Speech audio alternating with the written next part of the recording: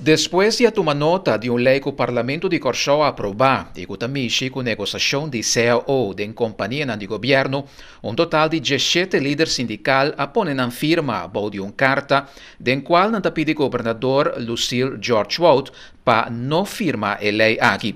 Segundo o vocero do sindicato Errol Kova, a lei aqui não somente está violar acordo internacional, pero está violar também o direito de negociação livre, que é direito que o sindicalismo na Corchó arranha depois de 8 anos de luta. O Estado ha passado lei ainda não firmada do governador, caminha de nosso conceito de limitar negociação livre de companhia de governo. Esta uma intervenção de negociação livre, então isso para nós está inaceitável. Nombra-nos exemplo de violação aqui. Exemplo que se pode determinar a posição jurídica que vai violar que está mais ou outro que são de governo.